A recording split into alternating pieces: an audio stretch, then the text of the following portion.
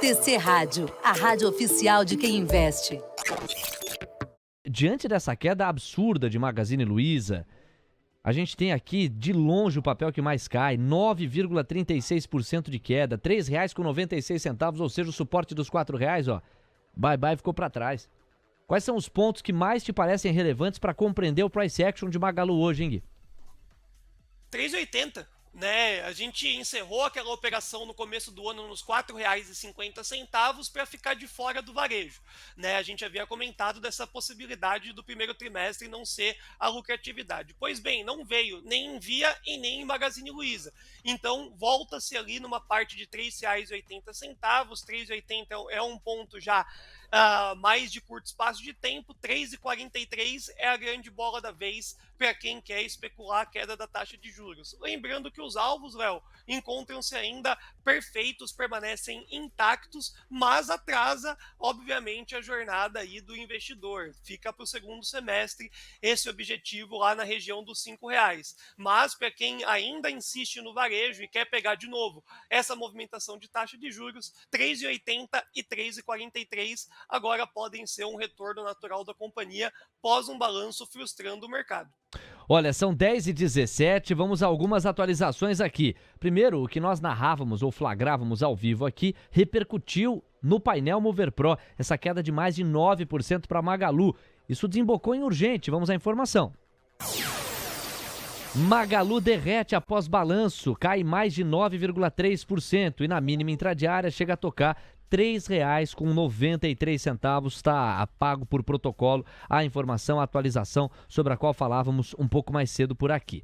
Agora são 10h17 e tem notícia em relação aos DIs. Os DIs estão renovando o máximo intradiário em boa parte da extensão da curva. A gente está flagrando agora 12 pontos base a mais nos pedidos de prêmio, no caso do DI 1F 29, 31 e 33. Na cauda curta também há estresse, apesar de uma magnitude menor. A melhor cobertura do mercado financeiro está aqui. O minuto a minuto, as novelas da vida, os eixos que ajudam você a tomar as suas decisões. O Ibovespa está avançando 0,31%, 109.363 pontos. Senhoras e senhores, estamos vendo debaixo dos nossos olhos a história. Se isto for consolidado por 9 pregões consecutivos, o Ibovespa dormiu no terreno positivo. Isso remonta ao recorde histórico que hoje está datado de 2018, ainda no governo Michel Temer. 10h18. Magalu é o papel que mais cai, 3,95 agora. Ih, rapaz, chegou a superar 10% de queda quase, né? 9,82% de queda, 3,95. Mas quando bateu 3,93, superou 10% de derretimento. BRF, Via, 3R Petroleum, Marfrig fecham o top 5 das baixas. E na ponta oposta, nós temos a Apvida, que saiu de leilão, finalmente saiu do leilão de abertura, subindo 13,33%. Os papéis em R$ 3,58. Redditor, 6,18% de ganho, R$ 27,64. Petrobras, que está subindo 3%, fica só em terceiro lugar, porque a Apvida e Redditor estão chamando a atenção. Vamos aproveitar, me parece que o Bruno também já está de volta na ponta da conexão, para o Guilherme Cunha falar sobre o setor de saúde com um pouquinho mais de detalhamento. Gui, Apvida, Apv3 e Redditor, RDOR3, são os dois tickers sobre os quais eu gostaria que você se aprofundasse.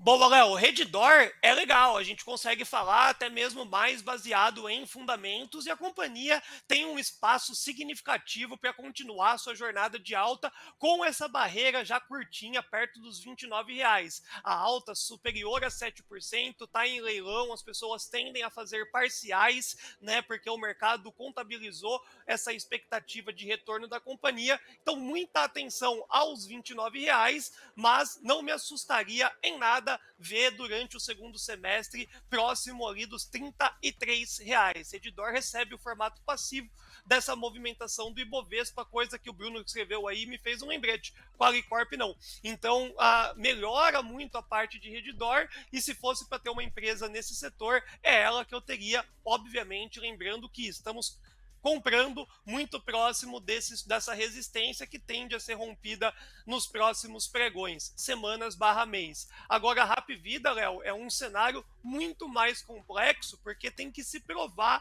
a sua movimentação de retomada, o que não acontece ainda, tá? Então, ao voltar perto dos R$ 4,00, ela volta naquela estabilidade daquele balanço que foi catastrófico. né? Então ela está sendo puxada pelo otimismo do setor, mas ela por si só não traz ainda o convencimento operacional e sustentabilidade numérica que faça com que a gente clique no botão comprar. É um vazio no gráfico que pode ter uma alta expressiva até os 3,97, 4,12, mas não se sustenta acima dessa faixa sem antes demonstrar números que façam prova que isso faça sentido. Caso contrário, o papel já pode ser classificado como caro, inclusive. 10h21. Pessoal, há novelas que nós monitoramos. Uma delas é absolutamente recente, o impasse a respeito do teto da dívida americana.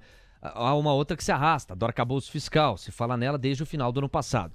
E há uma outra que já cansa pra caramba, dado o custo social enorme. Eu estou me referindo à guerra entre russos e ucranianos. De acordo com Jamil Chad, do UOL, as últimas atualizações dizem respeito aos seguintes fatos. Numa ofensiva que contou com mísseis e drones, militares russos lançaram hoje um dos ataques mais intensos sobre Kiev. Estamos falando da capital da Ucrânia. Aquela que era aventada como grande objetivo de início para ser dominada e impor uma derrota rápida aos ucranianos e que, dado o poder de resistência do povo ucraniano e das tropas ucranianas, somado ao suporte que veio do Ocidente, foi um plano altamente descartado pelos russos naquele momento. Fazia tempo que a capital não era vítima ou sofria ataques tão fortes como estes registrados ao longo das últimas horas. Ainda de acordo com Jamil Chad, a ação militar ocorre um dia depois de o presidente ucraniano Volodymyr Zelensky ter concluído uma turnê pela Europa, na qual seu governo obteve bilhões de euros em ajuda para tentar reconquistar territórios ocupados pela Rússia. Na madrugada, 18 mísseis aéreos, marítimos e terrestres de vários tipos foram disparados contra as cidades ucranianas, de acordo com Valery Zaluzny, comandante-chefe das Forças Armadas ucranianas. As sirenes ecoaram por 3 horas, enquanto a população se escondia em abrigos antiaéreos e era orientada a se manter distante das janelas. Olha, a ofensiva faz parte de uma nova etapa de ataques aéreos por parte dos russos, na esperança de minar a capacidade dos ucranianos em preparar e iniciar uma contraofensiva. Apenas neste mês, este foi o 8º ataque sofrido por Kiev. Depois de 50 dias sem ataques contra a sua capital, a Ucrânia acredita que a meta do Kremlin é o de esgotar os sistemas de defesa aérea. Pessoal, há guerras em que o que acontece no campo de batalha pouco importa. E há guerras em que o que acontece no campo de batalha é determinante. Esta parece ser mais a roupagem deste confronto entre russos e ucranianos. E o jogo é equilibrado contra o que os russos acreditavam. Isso para não dizer que a Ucrânia já impôs algumas derrotas importantes dentro do território ucraniano para os russos. São 10h23, a bola tá rolando e você participando da melhor cobertura do mercado financeiro. Obrigado pelo carinho da sua audiência. Você que não deixou o like, deixa o like, isso aumenta o alcance do nosso conteúdo. Obrigado pelo prestígio. Interaja conosco, são muitas perguntas. Para passar na frente, manda aquele superchat e a gente endereça aos nossos contribuidores. O Caio Melo já está na área, em instantes vai trazer o giro corporativo. A gente está flagrando agora a moeda americana avançando 0,26%, R$ 4,923. A curva de juros pedindo uma média de 9 pontos base em toda a extensão. E o Ibovespa avançando 0,37%, 109.427 pontos. O Gui falou de Apvida e de Redditor. VBBR3, ou seja, os papéis de Vibra, os papéis ordinários de Vibra, estão agora na 3ª colocação entre os que mais sobem. E Petrobras está perdendo parte do fôlego. Já não avança quase 3%. Petri 4 sobe agora exatamente 1,87%. BB Seguridade vem logo na sequência. Deixa eu repercutir com um especial peso, Banco do Brasil, para ouvir o Guilherme Cunha a respeito. BBAS3 está caindo 1,64%. Vários analistas, Gui, entenderam que os números de BBAS3, sobre os quais nós vamos falar já já, foram bons. E que entre os bancões, Banco do Brasil não só passou de ano, como deu exemplo. E aí quem está chegando agora e não entende muito da lógica do mercado, que muitas vezes foge da lógica, está dizendo assim, poxa, mas está caindo o papel, 1,62%, é o tal do antecipa no boato, realiza no fato. Quer dizer, sob a esteira ou sob a luz, se é que você concorda com a premissa de que os resultados de BBAS3 viriam fortes, o mercado comprou com antecedência e está colocando no bolso, porque a divulgação dos resultados dá sustentação ao que foi antecipado no boato. Então a galera vai lá e embolsa parte dos lucros. Por aí, Gui? Léo, e na verdade o balanço foi bom, mas não foi ótimo, ao ponto de justificar uma sequência da sua alta que foi devidamente antecipada. Quais são as entrelinhas que nós podemos trazer de um resultado de Banco do Brasil? Um aumento no PDD. Então, o aumento do PDD, já incluindo lojas americanas, o Banco do Brasil foi um oposto do final do ano passado, aonde os grandes bancos fizeram um provisionamento de 100% do seu PDD. O Banco do Brasil aprovisionou metade de lojas americanas e metade agora. Então, essa ponta no balanço, quando a gente faz o comparativo, por exemplo, com o seu principal par privado, que é o Itaú Unibanco, Itaú entrega resultados mais sólidos, mais consistentes, mais bonito de ver, e o preço de cotação não andou da magnitude que andou o Banco do Brasil. Então, a primeira coisa que a gente tem que trazer de Banco do Brasil é esse aumento do PDD. O ROI, apesar de ter tido quase 3% de elevação, ficando dentro de um consenso, fica pareado lá nos seus 20%. E traz de novo, né? Quando você compara todos os bancões, quem tirou a estrelinha dourada e passa de ano sem recuperação e com méritos, acaba sendo o Itaú Unibanco S.A. Então, o primeiro tri, quem foi o melhor de todos? Itaú Unibanco. Ficou ruim para o Banco do Brasil? Nem 1%, né? Nem um segundo. Banco do Brasil ficou bom. Só que não justifica a caminhada direto e reto para os 47. O que sugere uma queda 41,87, mesmo assim eu não compro. Lá na faixa dos 39 é o tempo bom de uma correção aí para a companhia Banco do Brasil, que daí sim sugere o seu objetivo lá nos 47. O TC Matrix fez um relatório na madrugada que coloca o preço-alvo lá nos R$70, gerando as expectativas futuras de receita, como vem acontecendo recorde atrás de recorde Banco do Brasil. Mas para curto prazo é saudável uma correção até a região desses R$39,72, R$39 para sugerir operações compradoras, Léo. Gui, tá todo mundo pedindo pra gente aprofundar o racional de Magalu. E os pedidos não são à toa, não são ao vento. Eles vêm com base numa cotação que tá assustando. Magalu tá caindo 13%.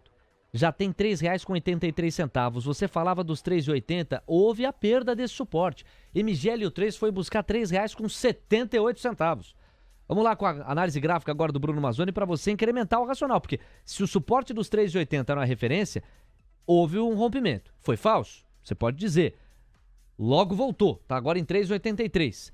Mas a sensação que dá é que o chão não é o limite, não. Léo, na verdade, o pessoal tinha uma convicção de um retorno de Magazine Luiza à lucratividade, né? Então a gente chegou a comentar um relatório do BTG Pactual falando que se não fosse no primeiro tri, seria no segundo. É que ficou muito ruim de ver, principalmente 300 e poucos milhões de reais e uma receita muito alta, um alto custo. Então o balanço traz algumas pegadinhas ali que machuca muito o investidor do setor de varejo. Por isso que, de novo, a gente encerrou essa operação em fevereiro e a gente vem comentando aqui na TC Rádio para ajudar quem insistiu na tese, mas em questão de preço, 3,80 para esse curto espaço de tempo funciona, 3,43 é a máxima de queda prevista para o trimestre. Não foi catastrófico o balanço, é que decepciona e o papel já andou. Né? Então o papel foi andando. Qual que era o único resistência que tinha no meio do caminho? 4,50. Praticamente tocou nesses últimos dois pregões, né? Que nós flagramos. Então, em questão de alvo, atingiu os R$4,50. Agora, os 3,80 e 3,43 podem ser uma realidade antes de chamar comprador lá para a faixa dos R$5 de novo, segundo semestre. Então, não é catastrófico, o balanço não está ruim. O Bruno traz aí alguns insights que é bem legal, que teve um crescimento de receita muito forte no marketplace, na parte digital, foi recorde, né? Nunca vendeu-se tanto através do aplicativo e site de Magazine Luiza, então acaba sendo uma reorganização para uma forte alta no segundo semestre. 15,5 bilhão de reais nesse primeiro trimestre, então essa queda é exagerada e dificilmente fecha abaixo de 3,80 hoje. Seria ridículo se isso acontecesse, inclusive. 10h29, Magalu, portanto, na análise gráfica. Vamos ver o que esse sinal sonoro sugere.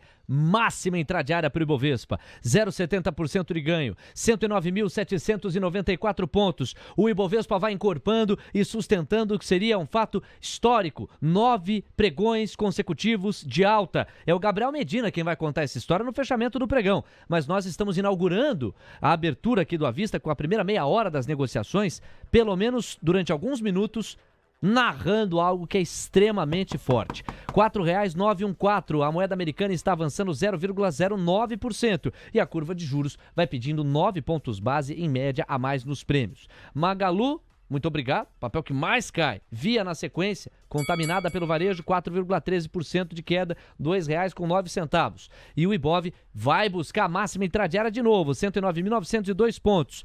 O que ajuda a explicar? Teve melhora no quarteto de ferro. Atenção, Diego, vamos ao minério. Cotação do minério de ferro neste momento, Vale caindo 0,49%, caía 0,80, 0,90. Diminuiu metade, portanto, do viés de baixa. Todos os outros papéis do quarteto de ferro estão subindo. Banco do Brasil, na realização dos lucros, está agora com uma queda de 1,94%, ainda que o balanço tenha vindo bom e não ótimo, destaca o Guilherme Cunha. E Magalu é longemente o papel que mais cai, mas o peso dele no índice é muito pequeno, então ele não está derrubando o Ibovespa como poderia derrubar tivesse uma composição mais forte dentro do desenho do índice. Vamos lá, Diego, minério de ferro. Pois é, a cotação do minério de ferro vai ao contrário dessa melhora do quarteto, viu, Léo? Porque tanto lá em Singapura quanto em Dalian, o minério está caindo. Em Dalian é uma queda de 0,28% agora, 724 yuanes é o preço, enquanto em Singapura virou o dia por lá, mas está caindo 0,05%, 104 dólares e 80 centavos. Atenção, porque nós temos uma notícia absolutamente simbólica para os comprados na Bolsa de Valores do Brasil. De acordo com o Ike Grafista, que é um contribuidor do TC, prestigia o nosso programa aqui no Minuto a Minuto, o Ibov acaba de zerar as perdas do ano. O Ibovespa está zerando as perdas do ano. Uma novela que começou em janeiro de 2023 e que no dia 16 de maio zera as perdas acumuladas de 2023. É como se o Ibovespa estivesse limpando o terreno para aí sim começar o ano. O Ibov acaba de chegar ao 0 a 0 nos 5 meses ou 4 meses e meio de 2023. Um super abraço ao Ike Grafista. O Ibov na máxima intradiária, rompe 1% de ganho, 110.149 pontos. E olha o dólar virando. Agora nós temos a moeda americana no 0 a 0 em R$ 4,910. Guilherme Cunha ao vivo. Atenção, é uma pressão sobre a tese inaugural com que você tabelava com a gente mais cedo. É um dólar indo para o terreno de baixa, é um Ibovespa indo para um terreno de alta cada vez mais consolidado, é o zerar das perdas do Ibovespa em 2023 e é uma curva de juros que começa a dar uma acalmada. O que era um pedido médio de 9 pontos base a mais nos prêmios, agora é um pedido médio de 6 pontos base a mais nos prêmios. O kit dos comprados começa a encorpar e a gente quer te ouvir. Eu só mudo acima dos 111.250 fechamento no diário, tá, Léo?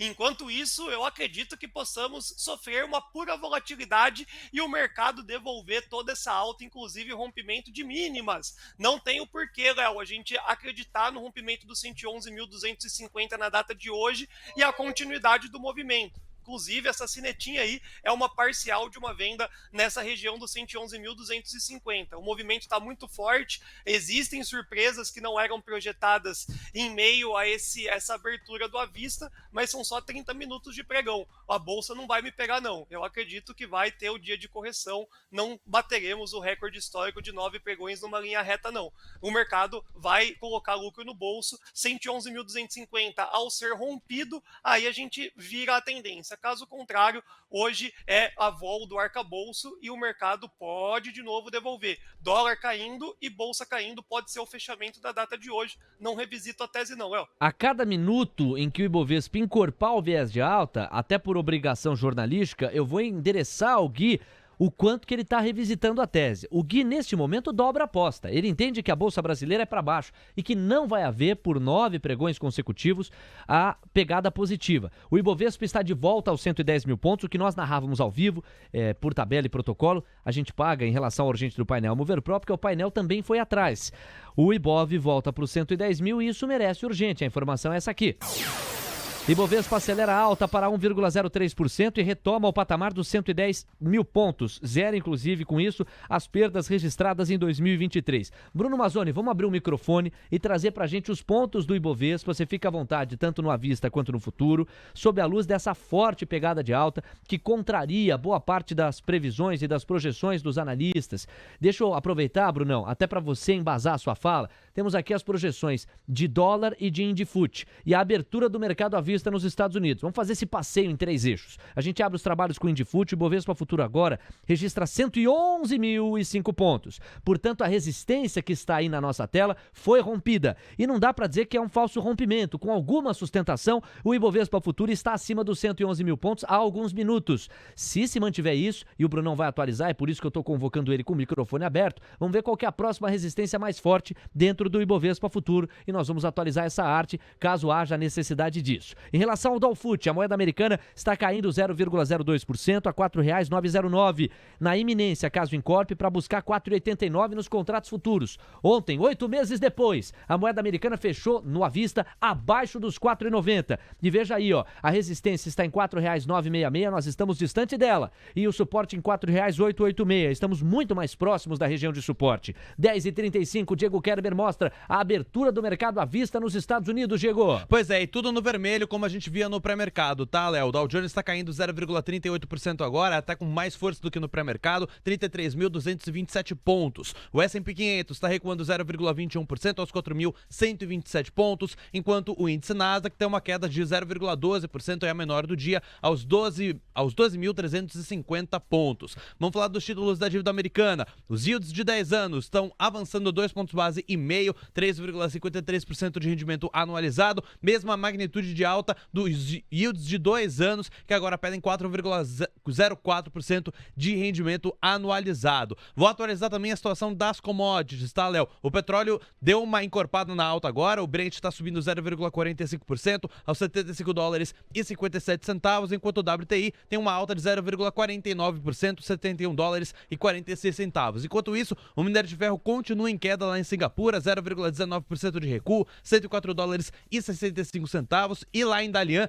vai avançando agora, hein? Virou e agora tá subindo em Dalian, 0,07% de avanço, 726 yuanes e 50 centavos. 10h37, daqui a pouco tem Jefferson Latos ao vivo conosco, ainda hoje Moisés Beida, e uma entrevista exclusiva com Tony Volpon. Chegou a ser aventado como um dos possíveis nomes para a composição das diretorias do Banco Central. Estará comigo junto à diretora da Mover, Lucinda Pinto, na reta final do Expresso da Manhã de hoje, imperdível. 10h37, tem sinal sonoro, vamos dar prioridade para a agenda e aí o Bruno Mazzoni arremata. Pois não, Diego? Dado dos Estados Unidos, produção industrial subiu 0,5% na base mensal em abril, quando o consenso era de estabilidade, então veio acima do que estava esperando o mercado, Léo. Pois é, e aí, digamos que é o oposto do que a gente pagou mais cedo, né? Porque se a produção industrial surpreendeu, driblou 0,0 e avançou 0,5%, os dados mais cedo relacionados a varejo nos Estados Unidos decepcionaram. As vendas no varejo no sentido amplo aceleraram 0,4%, quando se esperava 0,8% de aceleração. Bruno Mazzoni, vamos atualizar o racional para esse Bovespa e para esse Indifut, caso você julgue necessário também. O à vista é importante porque nós não falamos com análise gráfica sobre ele ainda. Mas o Indifut, é o caso de atualizar, já não conseguiu manter-se acima dos 111 mil. Agora está em 110.810 pontos. Nem por isso deixa de estar próximo daquela região de resistência sobre a qual falávamos agora há pouco. Queremos te ouvir. E ó, Magalu caindo quase 15%, R$ 3,75 agora. Diga aí, Bruno. Vamos lá, Léo. Vou compartilhar com vocês o gráfico do índice futuro para os pontos, né? Para quem está operando junto com o Gui. Então, o nosso ponto místico aqui, não vou falar para vocês que não tocou, não, quase, acho que faltou 5 pontos para a máxima, 111,250 era o ponto, não sei se chegou a tocar 111,250, 111,280. Pessoal, aqui é uma primeira região de estabilidade, vamos pelo menos esperar para o índice aí uma lateralização barra queda, então não me surpreenderia em ter o índice de volta hoje já aos 110.400. Essa é uma região bem meio do caminho, como maio estatisticamente é. Olhando para o Ibov, né, Léo, agora mais para numa ótica de longo prazo, trazer para vocês aqui o gráfico semanal, tá? O Ibovespa é um pouquinho mais longe aqui, mensal. Pessoal, o Ibovespa, dentro desse contexto, acho que é até melhor trazer o índice futuro de novo. Dentro do contexto de longo prazo, pessoal, e o principal contexto que eu tenho de ciclo econômico é 2011 a 2016 ali, o Ibovespa naquele período ali representou também grandes oportunidades de compra e tivemos ali semestres de ralis de alta. Tá? Então eu ainda não acho que esse ano aqui nós temos expansão para o Ibovespa, máxima histórica, por isso que sempre que eu colocava para vocês aqui no pós-PEC da transição, os 123.500 era ali a máxima que eu tinha para o ano, continua sendo, 111.250 é o meio do caminho, que não tá bom nem para o vendedor e nem para o comprador, tá no meio do caminho, onde estamos hoje. tá? E o desconto é o 102,915, sempre o 102,915 para baixo seria o desconto, assim como ali em 2012 a gente performou numa linha praticamente horizontal os descontos aqui de praticamente 4, 5 anos. Então o Ibovespa continua lateralizado, tem que se aproveitar as altas nesse momento que ele se encontra no meio do caminho. Como investidor, vou voltar aqui para o índice Ibovespa agora, os pontinhos de curto prazo. Como investidor, você tem que pensar em talvez diminuir a intensidade de compra para você que está comprando todos os meses. Quando a gente encontra-se no 111 para cima ou no 110 para cima, dentro do ciclo econômico que nós estamos vivendo agora, de commodities lateralizando, não mais no topo de 2021, ou no caso do petróleo, topo de 2022, é um momento de você diminuir a mão, talvez, em vez de R$100 por mês, se você investe isso, investir 50, investir 40, e porventura, quando voltarmos para o 102, se voltarmos para o 102, você tentar dobrar, triplicar a mão na Bolsa de Valores. Agora é hora de você olhar para o CDI e fazer um meio a meio ali. Sim. Com a sua renda variável. Tá certo? Então o racional que eu tenho para o Ibovespa para fechar, Léo, é que estamos no meio do caminho. Maio não é o desconto de março, não é o desconto de abril. Para traders, 111, 250, resistência. O suporte deixado, pessoal, agora está na casa dos 110 e 400. E talvez aí, se essa retração vier, o que está sendo um cisne negro hoje é a Petrobras, tá certo? Tá ajudando bastante a gente aqui, mas o suporte fica só na casa dos 108, 315, Léo. Brunão, Magalu tá caindo 15%, R$ 3,72. A mínima intradiária foi R$ 3,68. Os 3,80 já ficaram distantes. Qual que é o próximo ponto de suporte relevante em análise gráfica? Putz, o pessoal que acompanha a gente vai ficar, né, entediado aqui, mas continua sendo o mesmo, pessoal. 3,43, 3,18. O que eu traria para vocês como insight técnico, tá? Como resultado, frustrou, tá? Infelizmente frustrou.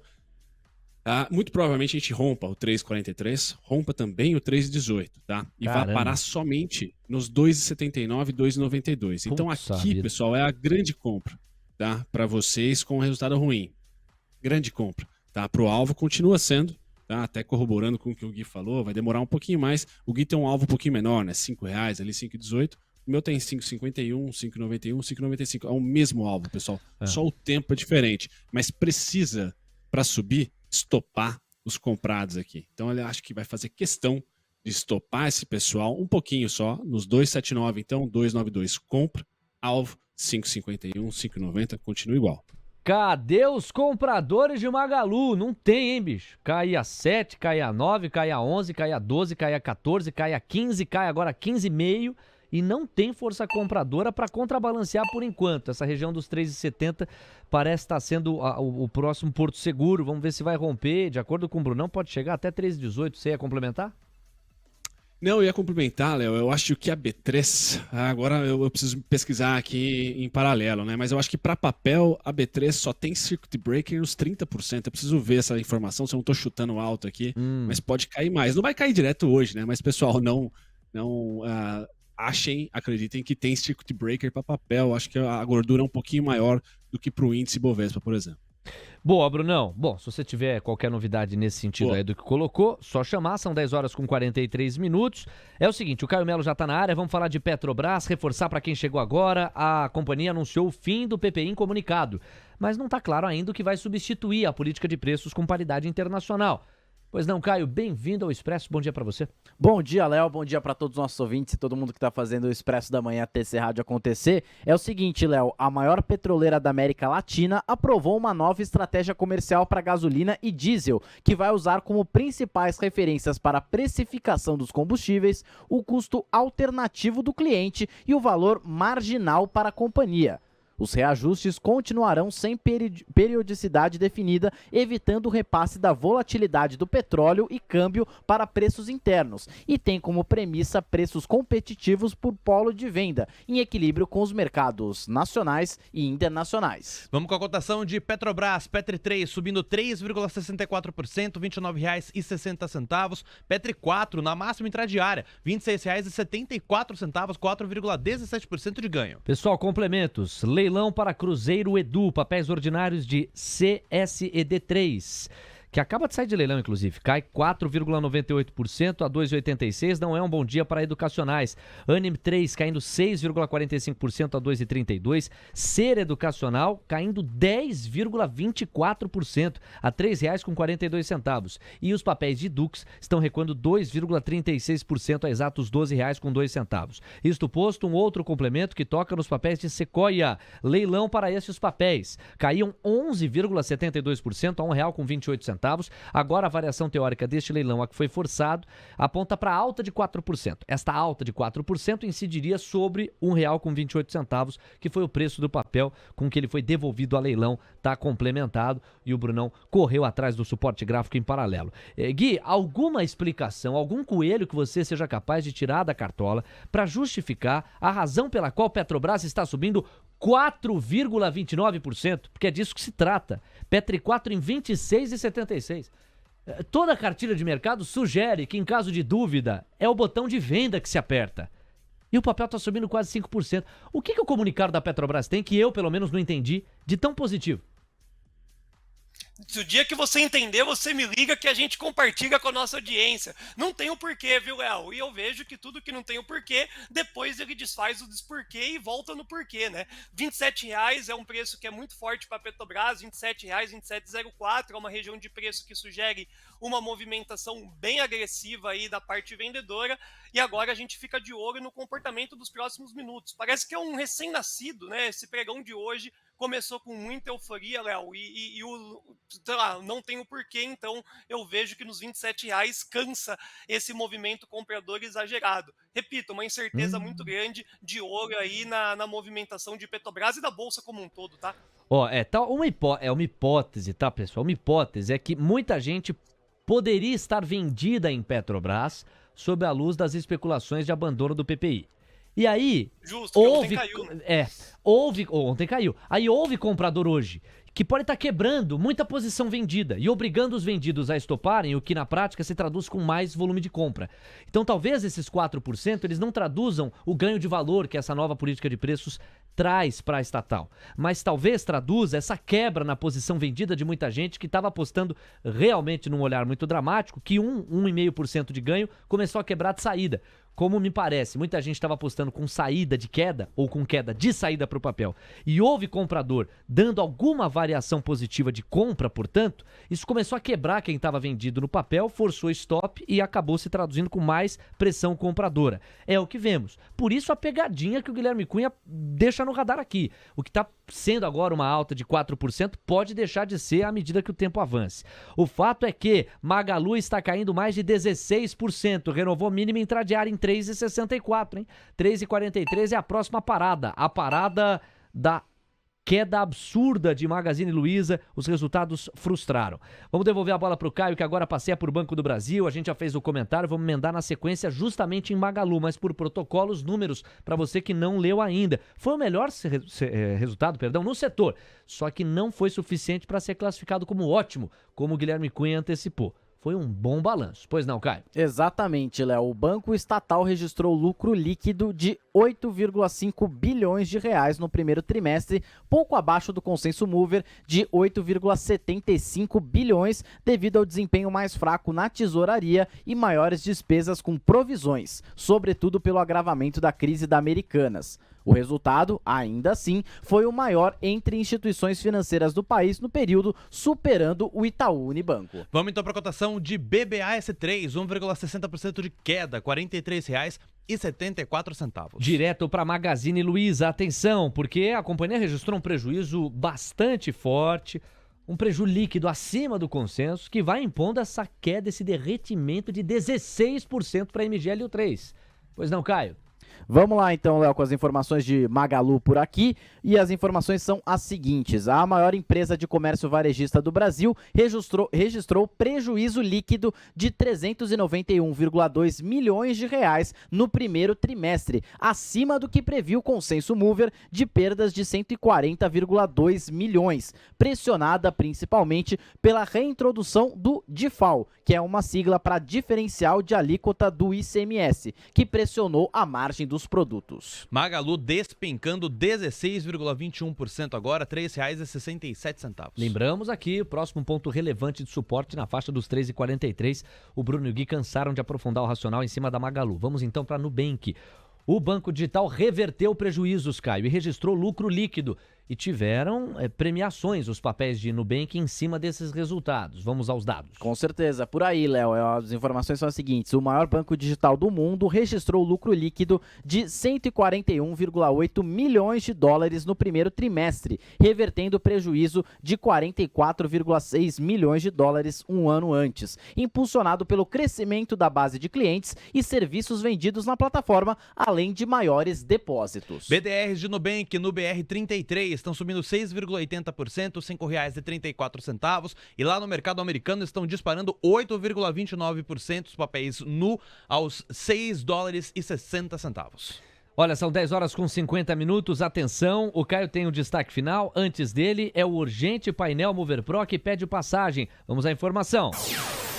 Medeiros, do Banco do Brasil, na teleconferência, atuar em crédito sem amparo técnico está fora de questão. É a fala dele durante a teleconferência que aprofunda os resultados do Banco do Brasil que o painel Mover Pro destaca. Para além, ele disse que políticas anticíclicas sem critérios técnicos não são sustentáveis. Disse que o banco vai atuar em crédito amparado em seu modelo de negócios. São alguns dos highlights específicos das falas de Medeiros do Banco do Brasil. Aprofundamento dos números referentes ao primeiro trimestre deste ano está sendo feito neste instante. Qualquer grande destaque por lá vai ser repercutido por aqui. 10h51. Vamos lá, Caio, com o seu destaque final dentro do nosso giro corporativo, que vai agora nos levar para um outro eixo, o eixo de Enalta. Afinal de contas, tem mais comprador para o papel. São instituições que estão em busca de ter ações da Enalta. Qual que é a atualização que você tem? Vamos lá então, Léo, trazer as atualizações por aqui. É uma notícia que repercutiu razoavelmente e as gestoras Jive e Vinci SPC, SPS, passaram a ter 15,48% e 2,8% respectivamente da petroleira independente, após a conversão de ações da empresa que foram dadas como garantias de dívidas da controladora Queiroz Galvão. A Jive ainda pretende indicar um membro para a vaga no conselho. Enat 3, agora próximo do 0 a 0, 0,08% de avanço, R$ 12,33. São 10 horas com 52 minutos. Gui, Enalta é novidade dentro do nosso balanço aqui, na nossa dinâmica corporativa. Tem algum comentário específico para o papel? Léo, no preço do IPO ali é uma região que tem uma defesa muito significativa, inclusive recentemente foi o começo de uma trajetória altista. Então o retorno do preço nessa faixa aí dos 12,59, que já está invadido, até os 11,64, não dá para falar que não é uma oportunidade. Oportunidade inclusive desenhada no gráfico lá nos 15,31. Tem uma liquidez diferente, né? Tem uma paixão diferente Enalta em meio ao setor, não é muito cativante, mas sim é uma oportunidade para quem está querendo inserir dentro do setor a companhia, tá? Vira uma operação de compra não muito forte, porque o grande destaque acaba sendo a companhia Prio 3. Rapaz, Petri 4 está renovando máxima intradiária, 4,48% de ganho, R$ 26,81. O papel já há alguns minutos zerou as perdas da semana. É uma semana curta ainda, não é? Nós só tivemos a segunda-feira como fechamento. Ontem os papéis apanharam com a subida de hoje. Na semana, Petri 4 já está avançando 2,02%.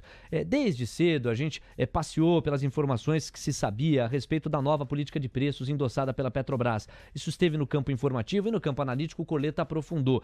Ainda assim, considerando a audiência rotativa, muita gente que chegou, portanto, nos últimos minutos e não necessariamente nos acompanhou mais cedo, vale colocar o que parece ser um pilar central dessa nova política de preços, que é o custo de alternativa e valor marginal para a companhia. A nova política de preços da Petrobras vai estar ancorada no custo alternativo do cliente, que contempla as principais alternativas de suprimento, incluindo fornecedores de produtos similares ou substitutos. Já o valor marginal para a Petrobras, para a companhia, vai tomar por base o custo de oportunidade, ou seja, o que se tem a perder, considerando as diversas opções disponíveis para a companhia, como produção, importação e exportação. Não deixa de ser ainda assim uma sopa teórica, cuja aplicação prática só o tempo vai dizer. O mercado está na contramão do que nós esperávamos, emprestando um viés de alta constrangedor para a Petri 4. 4,25% de ganho a 26,75. O Ibovespa sorri de orelha a orelha e vai sendo completamente puxado pelos papéis preferenciais de Petro. Agora o Ibov está subindo 0,75% a 109.850 pontos, mas é de longe na composição do Ibovespa o papel que mais avança.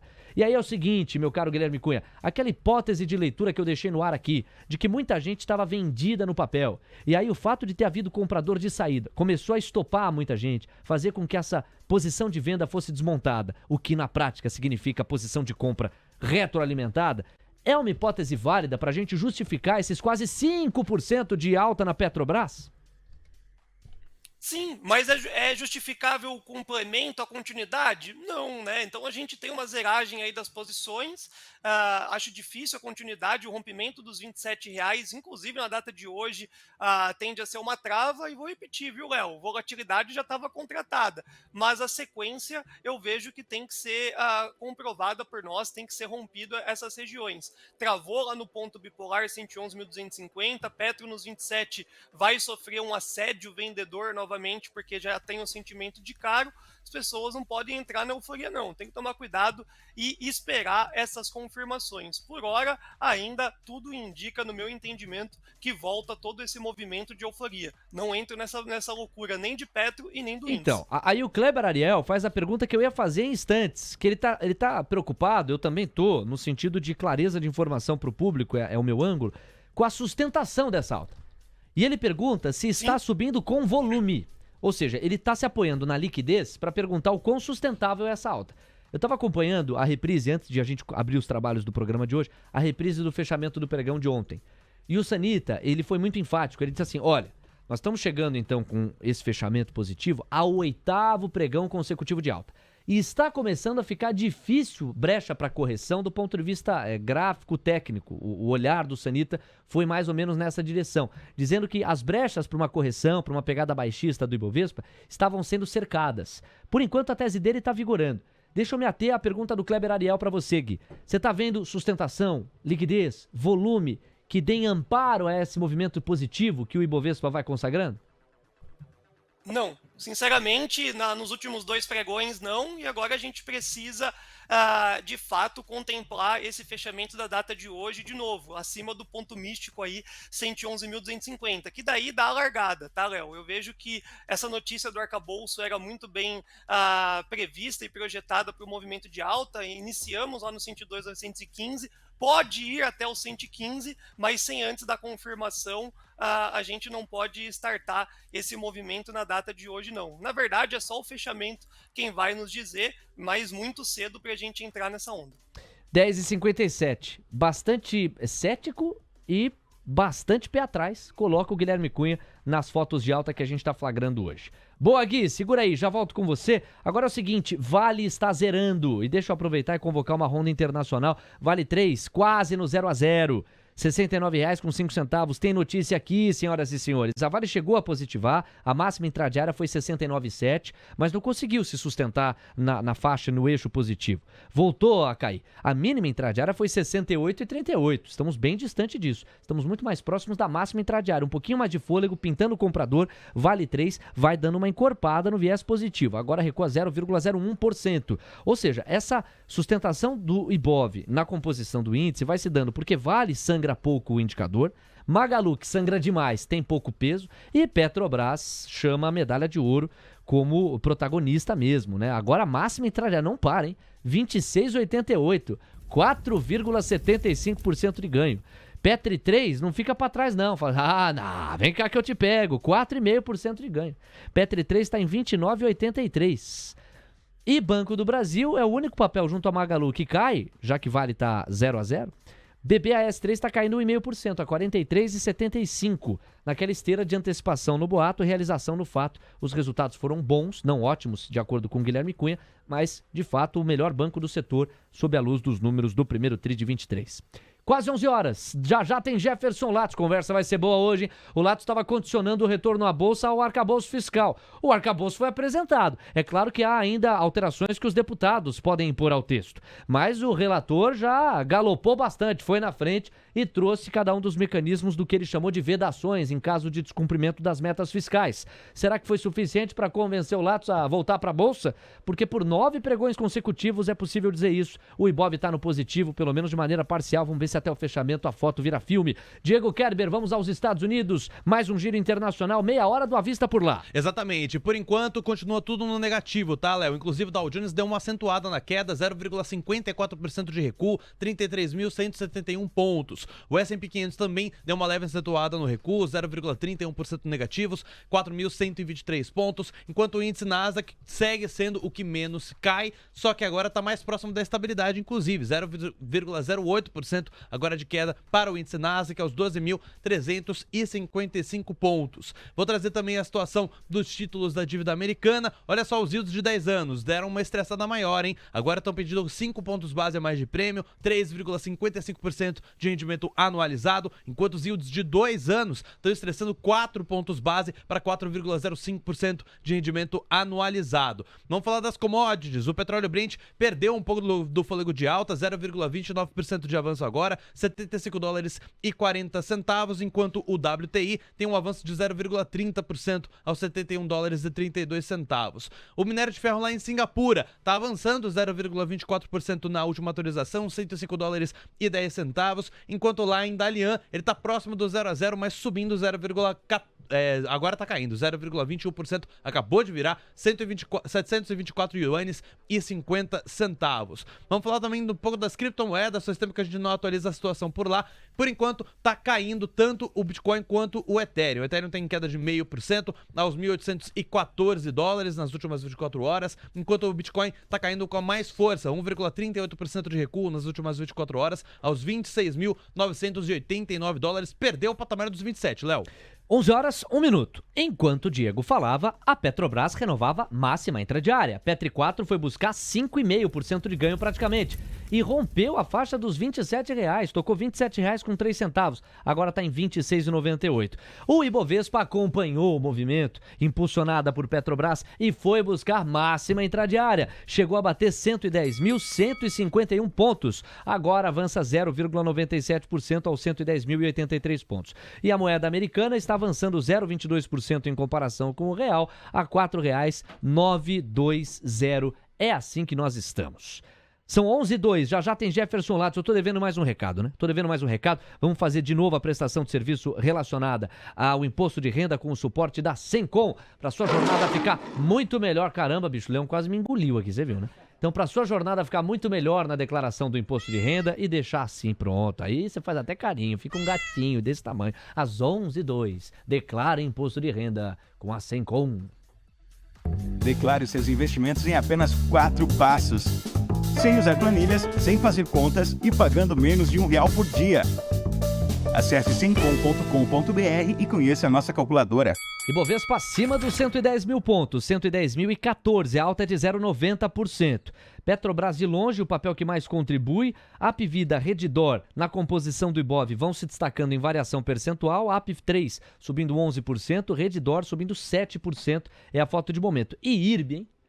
IRB vai bem, obrigado. E RBR3 subindo 3,58%, R$ 37,30. Deixa eu fazer um balanço aqui um pouquinho mais amplo, se o Brunão puder ir para IRB na análise gráfica, pelo seguinte. IRB na semana, pessoal, acabei de achar aqui, ó, está subindo 3,67%, quer dizer, quase coincide com a alta de hoje. A segunda-feira não foi tão generosa para quem estava comprado no papel, mas no mês, 18,37%. Nos últimos 3 meses, 67,87% de ganho. Esta é a fotografia de RBR3, que ainda não te convence, não é, Gui?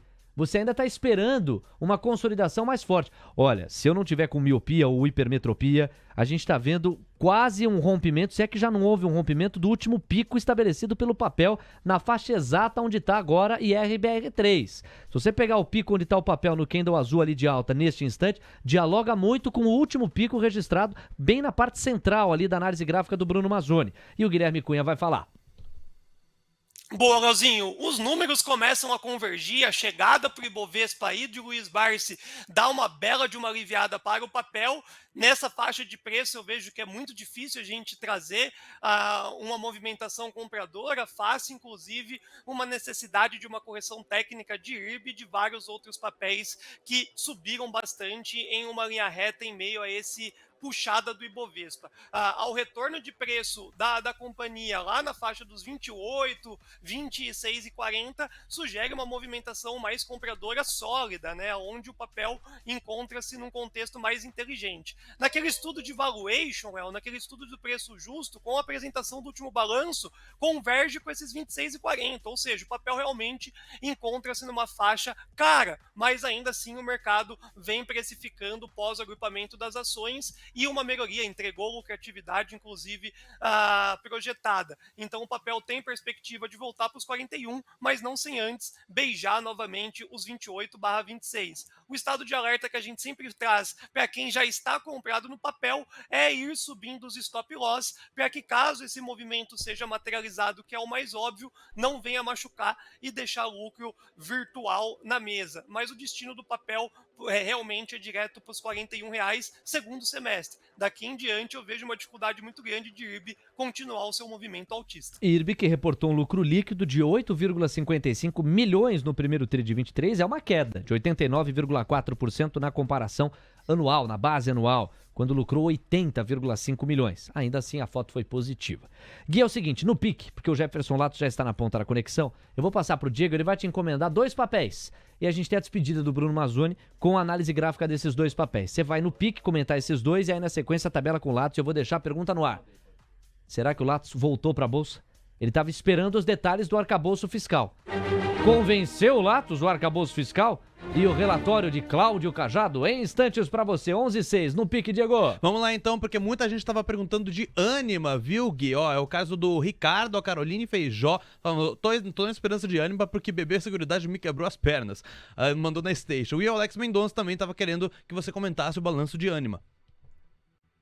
Boa, pessoal. O balanço de Ânima não veio ruim ao ponto de justificar uma queda superior a 3%, por exemplo. O que está rolando Ânima sempre foi a queridinha do setor das educacionais, sempre foi o contexto de melhorias para os próximos trimestres, e a gente viu o Edux levando todo mundo no peito e sendo o principal papel do setor. Agora, com a Ânima obtendo essa queda de 5%, eu já classifico como uma movimentação ótima para prazos maiores, porém os R$2,18 é desenhado na tela do Brunão e pode ser uma perspectiva em meio, inclusive, eu vou repetir, pessoal, a queda da bolsa que vai ser sugerida na data de hoje.